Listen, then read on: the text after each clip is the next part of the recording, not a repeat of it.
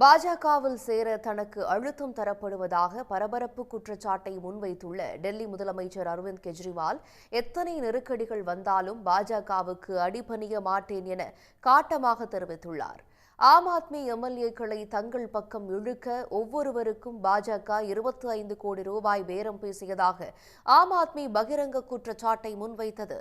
இந்த விவகாரத்தில் டெல்லி முதலமைச்சர் அரவிந்த் கெஜ்ரிவால் திங்கட்கிழமையும் அமைச்சர் அதிஷி 3 நாட்களிலும் ஆதாரங்களுடன் விளக்கமளிக்க வேண்டுமென டெல்லி குற்றப்பிரிவு போலீசார் நோட்டீஸ் வழங்கியுள்ளனர்.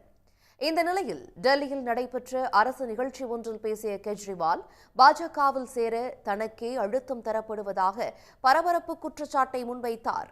பாஜகவில் சேர்ந்துவிட்டால் இனி தங்களுக்கு எந்த நெருக்கடியும் இருக்காது என கூறப்பட்டதாக குறிப்பிட்ட கெஜ்ரிவால் எத்தனை நெருக்கடி வந்தாலும் பாஜகவிற்கு அடிபணிய மாட்டேன் என திட்டவட்டமாக தெரிவித்துள்ளார். ये जो मर्जी षड्यंत्र कर ले हमारे खिलाफ कुछ नहीं होने वाला और मैं भी डटा हुआ हूं इनके खिलाफ, मैं भी नहीं झुकने वाला. ये कहते हैं बीजेपी में आ जाओ हम छोड़ देंगे. मैंने कहा बिल्कुल नहीं आऊंगा बीजेपी में, कतई नहीं आऊंगा बीजेपी में. क्यों आ जाए बीजेपी में? नहीं आते बीजेपी में. बीजेपी में चले जाओ तो सारे खून माफ सब.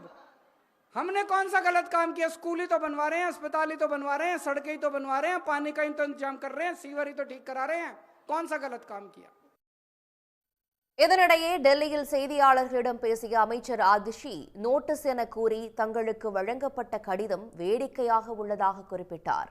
எஃப்ஐஆர் சம்மன் என எந்த கணக்கிலும் இந்த கடிதம் வரவில்லை என்றும் குற்றம் தொடர்பான எந்த சட்ட பிரிவுகளும் குறிப்பிடப்படவில்லை என்றும் அதிஷி தெரிவித்தார்.